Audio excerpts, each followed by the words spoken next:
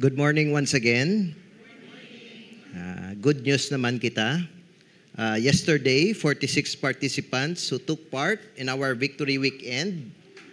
And out of the 46, and this is really something worth celebrating, 25 went through water baptism. We thank God for giving us precious souls. And we are grateful to all Victory Group leaders who never stop in their commitment to make disciples. Also with this, if you are part of this batch, we encourage you to register for our church community class this Saturday, June 8, 9 a.m. to 12 noon here in Mandurriao location.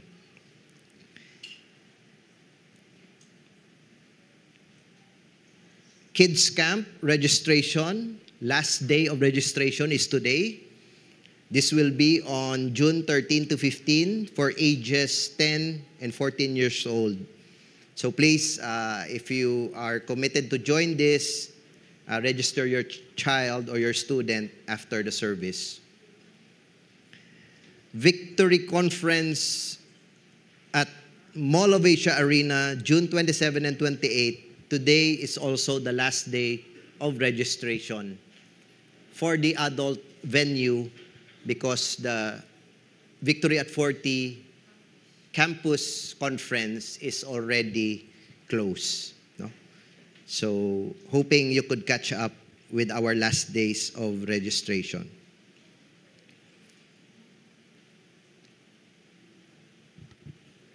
As we draw near to our celebration, Victory at 40, we have also a new series to coincide with that. And this is the title of the series, From Mission Field to Mission Force. 40 years ago, Pastor Steve and some of his fellow friends came into the Philippines to preach the gospel at the U-Belt. And there we see the initial harvests of souls that later became, some of them pastors, and some of them even our bishops and apostolic team. Moving forward to the next 40 years, I think the Philippines is no longer a mission field, but we are now a mission force. This is not just talking about Victory, but for any ministry in the body of Christ. For the past 40 years and beyond, the Philippines has always been a mission field, which I believe now is the time that we become a mission force, that we can send missionaries to the ends of the earth, looking to the next 40 years and beyond. Tell your neighbor beside you, it could be you.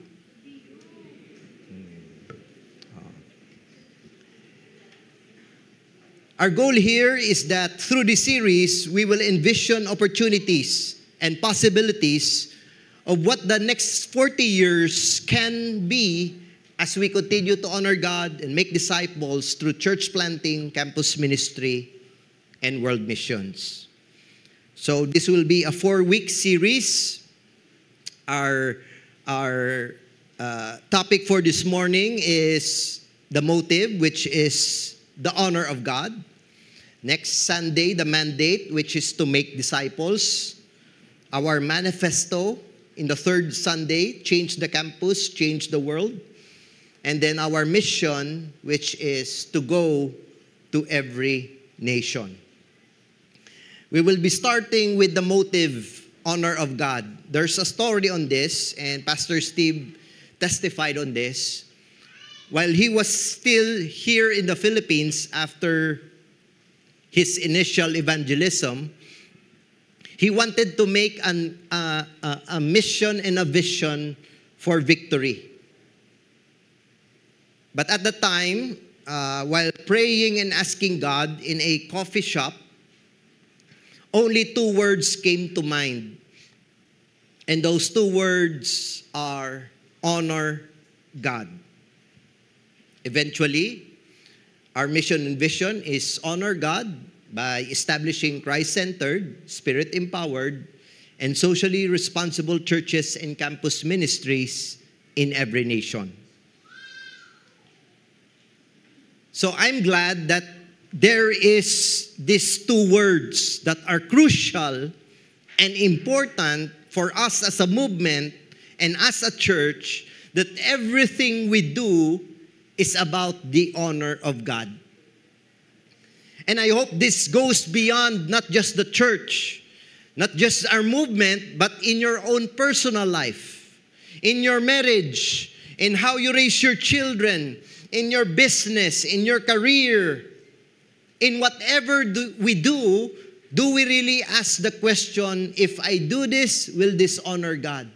If I decide on this way, will this honor God? If I marry this person, will this honor God? If I'm going to raise my children in such a way that it is biblical, will it honor God? And so, having said that, we honor God as we acknowledge His greatness, His mighty works, and His goodness in our life. This is exactly the testimony of David when he wrote Psalm 145, verse 1 to verse 5. So let's all stand as we read the Word of God.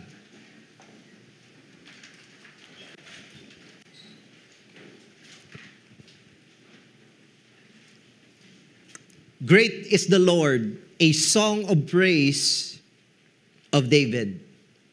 I will extol you, my God and King, and bless your name forever and ever. Every day I will bless you and praise your name forever and ever. Great is the Lord and greatly to be praised, and His greatness is unsearchable.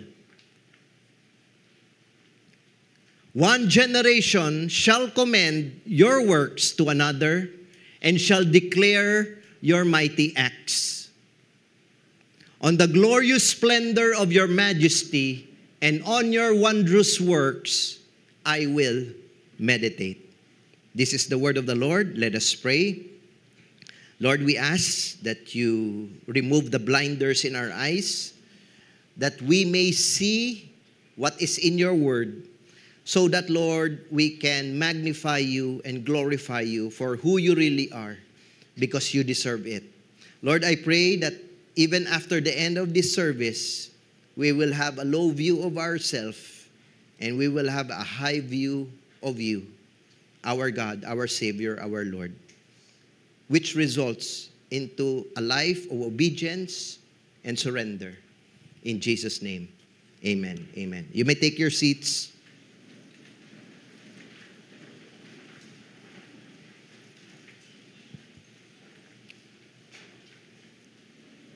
The natural tendency of a human being is to focus his life only to himself.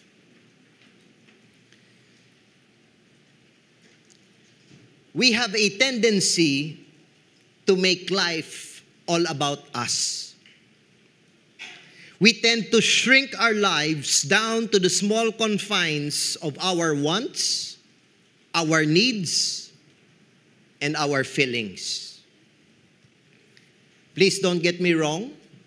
It's not sinful to think about yourself, to love yourself, to take care of yourself, to provide for yourself and your family. There is nothing wrong with being excellent. There's nothing wrong with looking good. It's not sinful to think about all those things. But the moment it becomes extreme, to a point now your life revolves around yourself, that's where the danger comes in.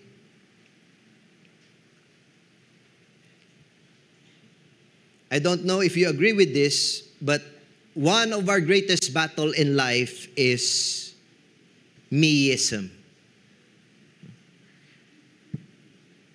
Oftentimes, we can conquer our enemies.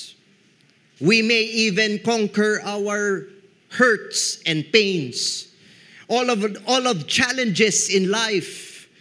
Because of our resilience as Filipinos, we can overcome every obstacle. But sadly, when it comes to ourselves, We are blind and we do not see from afar. When meism is at the center, everything now is about how it's going to affect me, my wants, and my goals. And this is the reason why we have Psalm 145. Because Psalm 145 is going to show us that there is something bigger than me. And I'm glad that the Holy Spirit spoke to Pastor Steve that there is something bigger than just ministry.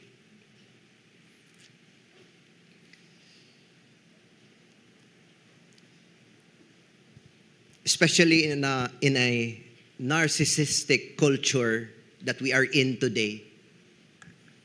Oftentimes we don't know, but we are already the center of our own universe.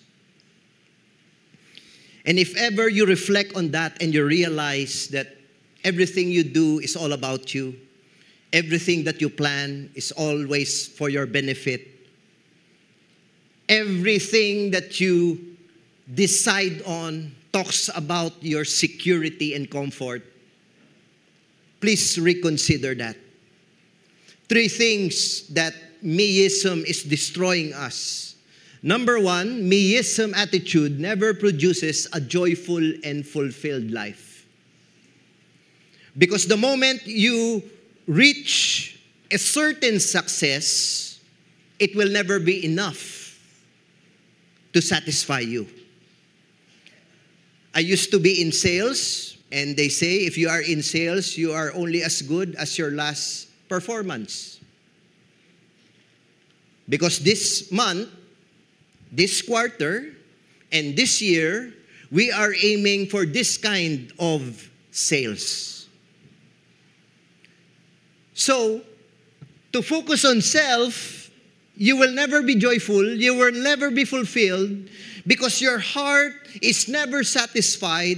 Because of this fallen nature in the world, everything we want to acquire, the happiness is short-lived.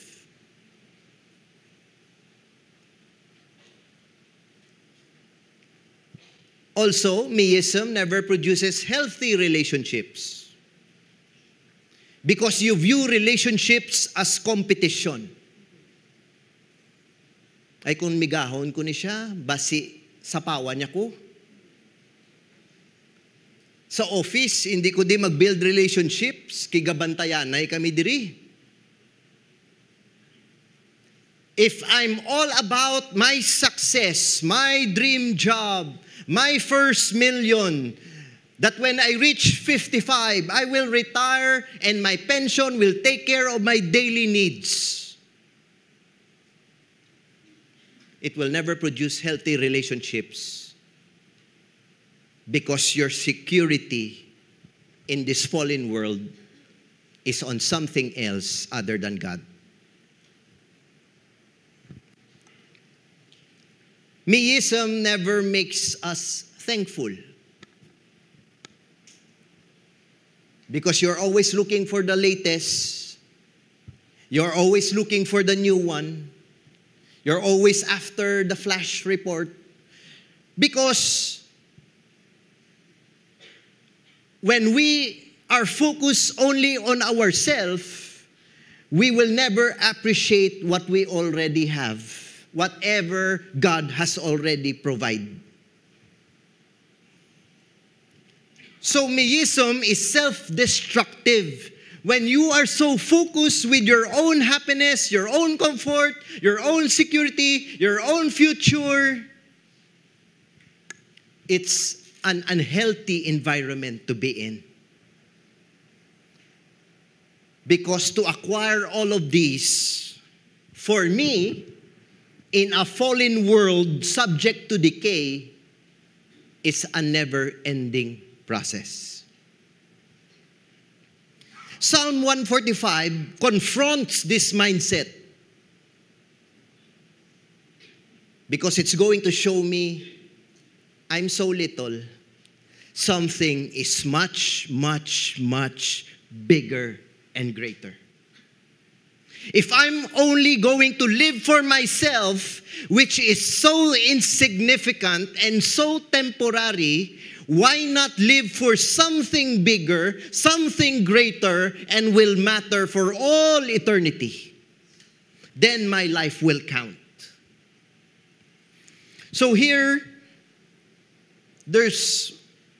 one of the best person to say this. Because David went through a lot. He experienced a lot. He was a nobody. He was youngest of the clan. He was delivering pizza pie. Nobody in his brothers would even commend him. But God lifted him up and he defeated Goliath. And then he fall to murder. He fall into sexual immorality, committed adultery. And then God raised him up and his child died because of the consequences of sin. And in the last part of the book of Psalms, he writes everything, particularly focusing on praising God and magnifying Him. So let's dive into this and hoping at the end of the service you could have a high view of God and low view of self. Great is the Lord, a song of praise of David. I will extol you, my God and King, and bless your name forever and ever. If you go to the last part of this chapter, it's almost the same. My mouth will speak the praise of the Lord, and let all flesh bless His holy name forever and ever. If you combine the two, the most common words will be praise, bless, and forever.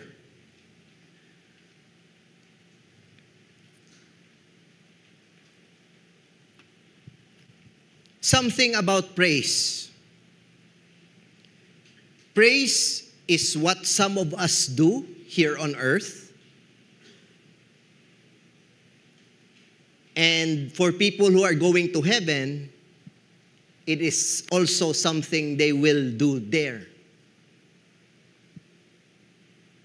So praise is something we do here, and we will do endlessly in heaven. We can worship, we can evangelize here, but there is no evangelism in heaven.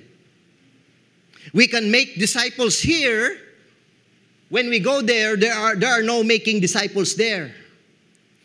We can eat lechon here, but when we go there, because of the glory and majesty of God, you cannot appreciate food because there is no sickness, there is no hunger, there is no greater satisfaction than to be with Jesus.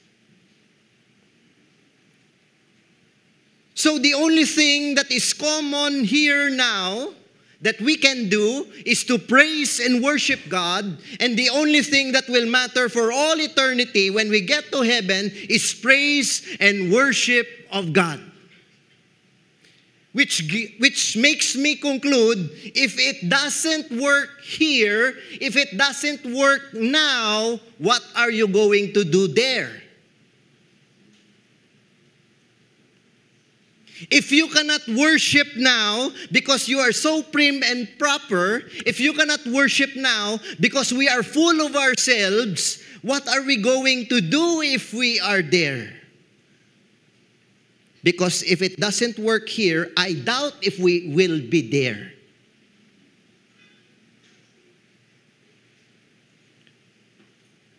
Ang iban ko sa inyo, masaylo 2 p.m., okay lang? Okay lang.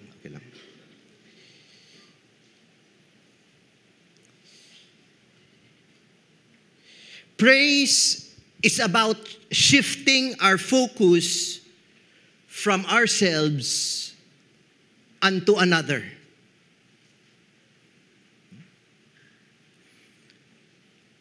A culture that praises His name says, Lord, this is all about you. David, when he sang a praise to the Lord, he is simply saying, Lord, this is about you. I may have mighty exploits. I may have defeated Goliath. I may be the weakest in my clan, but I became the king of Israel. I may have defeated the enemies of the Israelites. But Lord, this is all about you. That is why he says, I will extol you. The word extol is to make someone high so that we can bow down. The word extol is saying, the psalmist is saying, Lord, I will lift your name high to your rightful place so that I can make myself low. Why is David saying this? Because you cannot worship God if you are just beside Him. You cannot worship God if you have a high view of self more than a high view of Him. You cannot praise the name of God, and you cannot obey Him, you cannot worship Him. You will all have these excuses and reasons. But actually, God is simply not big in your life.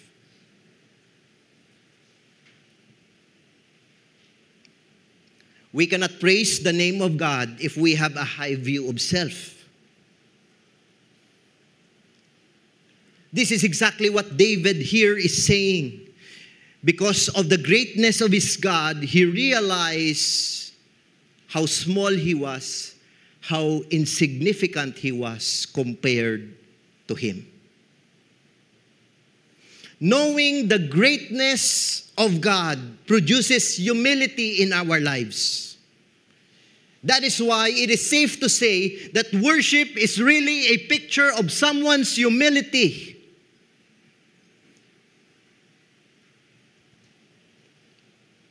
The natural tendency of a human being when wealth increase, when influence increase, when authority increases, when power and resources increases, when busyness increases, we become proud. We become unteachable. We become arrogant. David learned this the hard way. From the youngest of the family to the king of Israel, he cannot contain the success. So, sang na-tempt siya, he felt that he was powerful and he can escape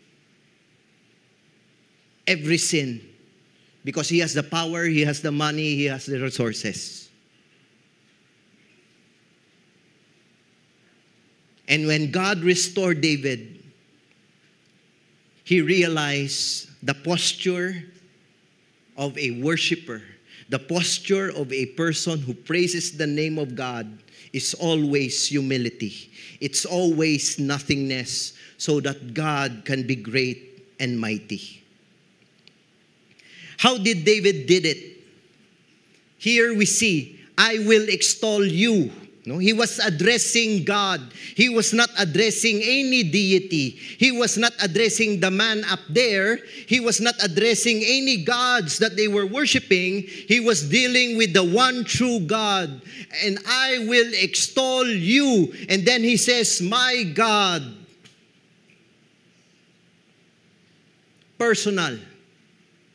Experiential. Latest. Happened a while ago. My God. And he did it with a surrendered heart. O King and King. You must understand, David is also a king. But he realized there is a greater king. The one who is more and perfectly righteous than him. David's kingship was flawed. David's kingship was unfair. David's kingship was prone to corruption. But there is someone greater than him who is perfectly righteous.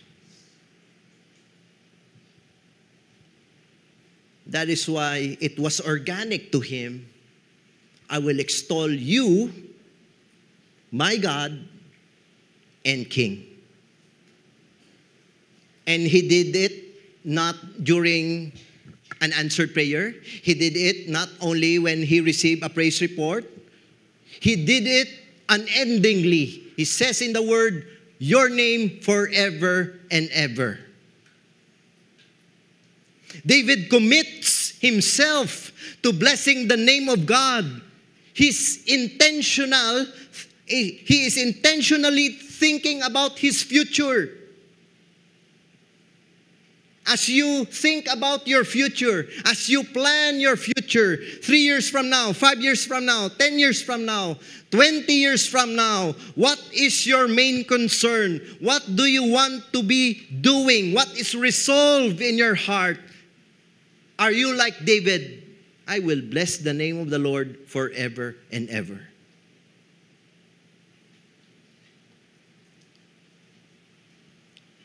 I will not just bless the Lord because life is good. I will bless the Lord when life is difficult. I will not just bless the Lord because I am healthy.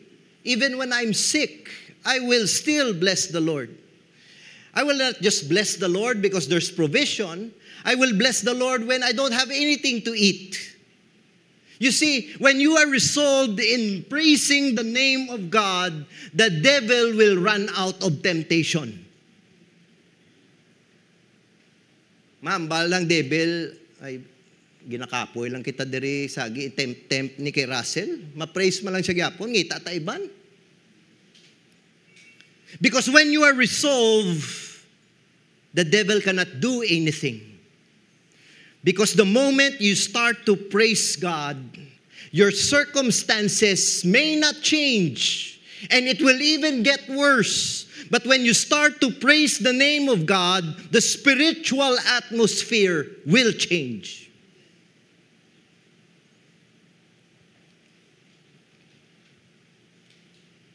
So David is saying, I will not just bless the name of the Lord today or tomorrow, but forever and ever. How did he get there?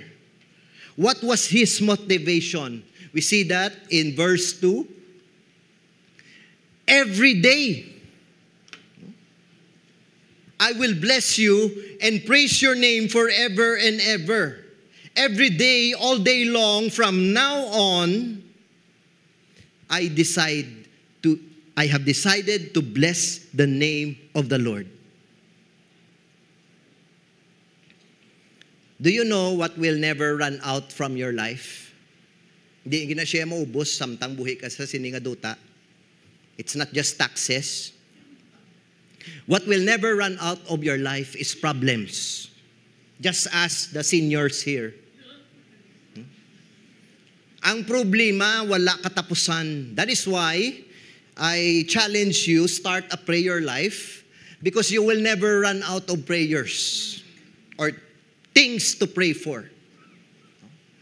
So, if things in my life will never run out of problems, if things in my life I will never run out of encouragement because I need that daily, then I might as well decide now that whatever happens every day, I will praise the name of the Lord and I will thank Him. Kung may balayran ka, subong sigurado kung next week may balayran ka. Kung naginaway ka mo sa asawa mo, most probably next week, maaway ka mo. Kung may problem ka sa kabataan mo, most probably, kay summer subong, kagdamo temptation sa ila balay, may problema na naman nga masulod. And David knew exactly that. That is why you need to resolve in your heart, ano man yung circumstances, gakalatabo sa surroundings ko, it will not dictate my worship and my praise to the Lord. David was resolved every day. Let us be a people who joins David in his commitment to bless the name of the Lord forever.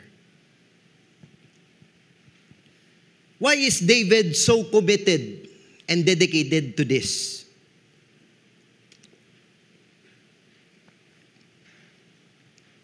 Why can't people talk him out of his schedule and priorities? I'm glad he wrote in verse 3. By the way, in case you're wondering why I am so serious about this, is because of this verse. If you decide in your heart, hindi lang ko yung mag-worship kay Lord, kay love ko yung akong self. Pwede man ko ka-worship kay LeBron James or BTS. Hindi lang niya kay Lord. Do you know why you shouldn't do that? And even to a point of giving up on that? It's because the God that you are not worshiping is a jealous God. If you don't know about jealousy, they say that 10 to 15% of tragic news is about jealousy. When a third party enters into a relationship, the anger of a husband or a wife is unprecedented. Because jealousy is supposed to protect the love union. Our God is a jealous God because He wants to protect the love relationship He has with you.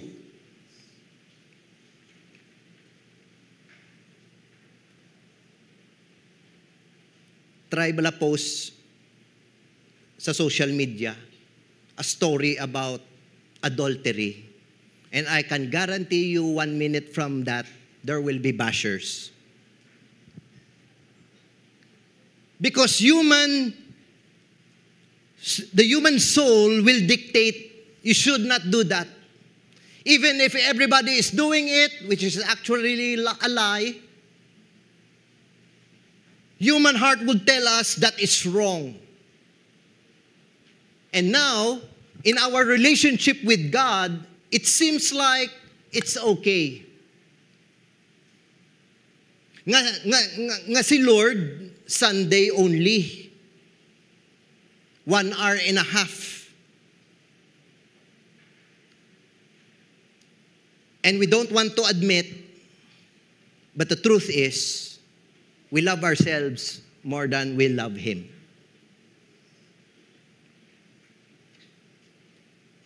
Gone are the days that idolatry is all about bowing down to a statue and serving them. The modern idolatry is bowing down to self. That's why selfie was created. Because now it's all about me, my comfort, it's all about my likes, it's all about my security, it's all about my entertainment. We have created our own world because now through social media and the internet, whatever things you like, you can add to cart. Whatever things you entertain, just follow and click and subscribe. The internet is allowing us to create our own world that we become our own God. You can select your friends. You can select the topic that you want to read. You can select the videos that you like. Everything now is user-friendly according to your choice.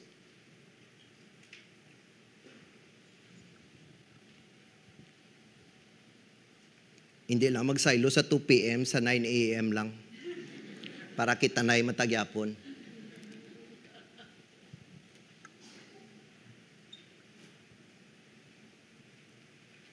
So let's worship Him and praise Him. Because our God is a jealous God. And here David is going to show us why he is so dedicated and why he is so committed. Verse 3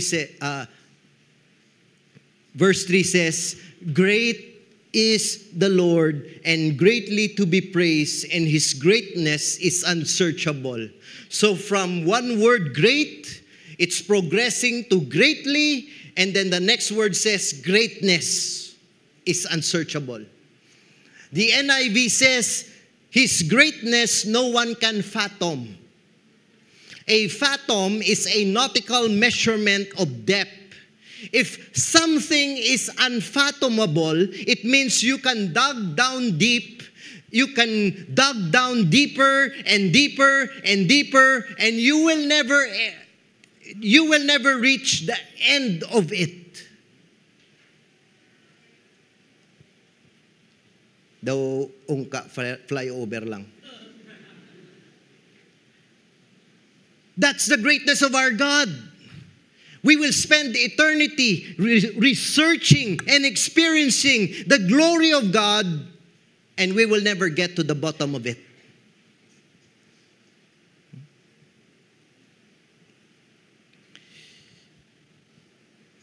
Pastor, how do you praise God? David described it, his greatness. How did he come to a conclusion of greatness? He experienced it.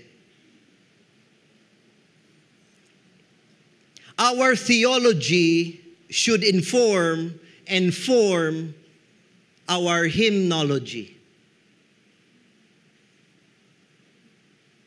Your worship, your praise, the songs that come out of your mouth, your body posture, everything about you should be dictated by how God has blessed you and how God has taught you about Him in His Word. One pastor said, there are a lot of people in church worshiping a God they don't know. They are worshiping someone who is a figment of their imagination, but they don't have a relationship with Him. Can you imagine doing that every Sunday? Worshiping God that you don't even know, you don't even experience, and you don't have a relationship with?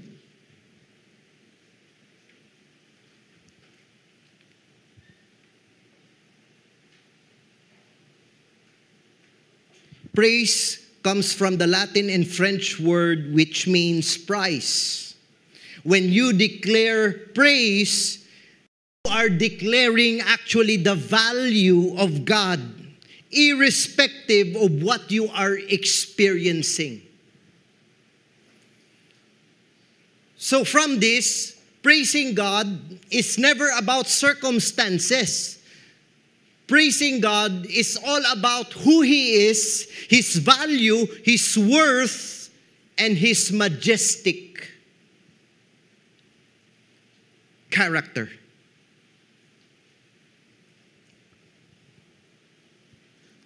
So let me ask you, in your own life, how valuable God is? In your marriage, how valuable God is? In the home, when we talk to one another, how we treat each other, is this valuing God in our family? Because if something is valuable, it is definitely important. If something is important, it should be priority. If it is priority, it should be in your schedule. Where is God in your schedule?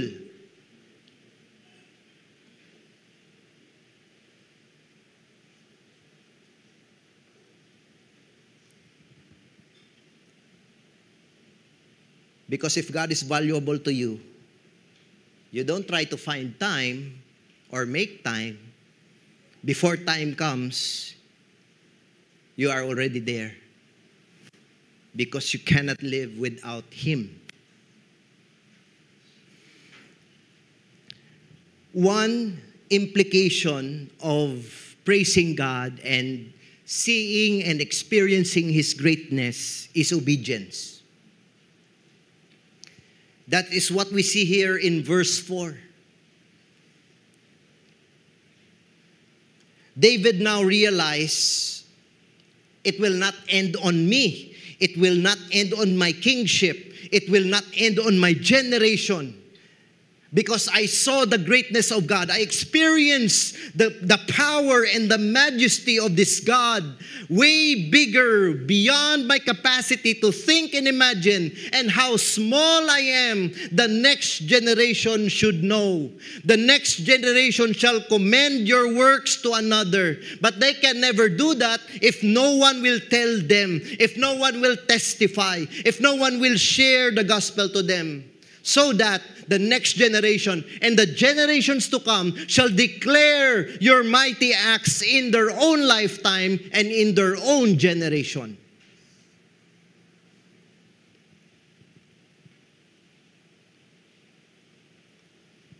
Because worship is not limited to songs, posture, singing.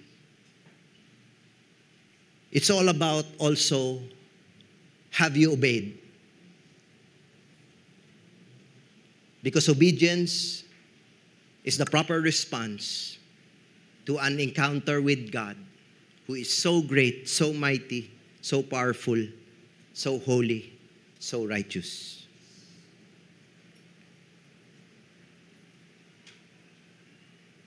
Before you stand up and before we sing again, at your seat, as you close your eyes,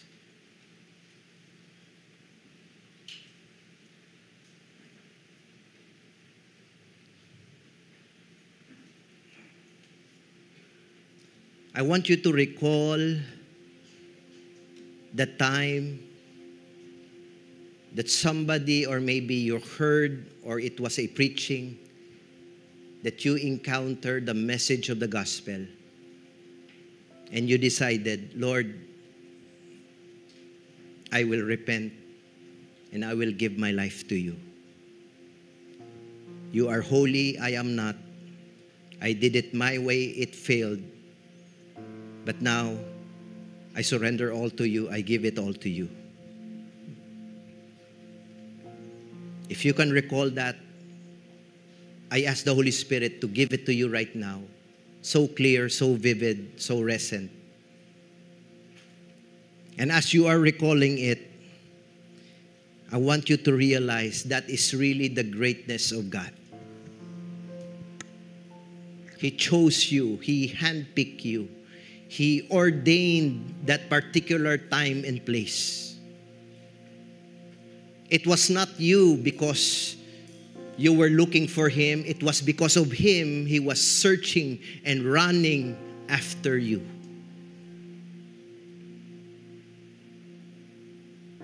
Lord, thank you for showing us a glimpse of your greatness. That in our lowest pit, you rescued us with your righteous right hand. Thank you, Lord, for your greatness, the greatness of your love, that even while we were yet sinners, you died for us. The greatness of your grace, that despite the sins of our life, you covered it all with your grace. Thank you, Lord, that you look unto us with mercy when we were entitled for judgment. Thank you, Lord, that your greatness is always measured by the sacrifice when you sent your Son, Jesus Christ, to die for us. Nailing Him and piercing Him, crushing Him, so that we can be forgiven, we can be made whole. Thank you, Lord, for the greatness of the triune God.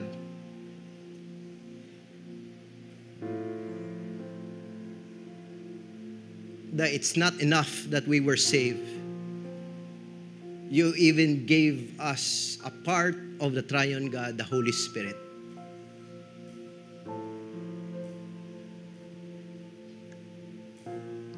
Lord, what more are we holding back? What more are we running from you, away from you?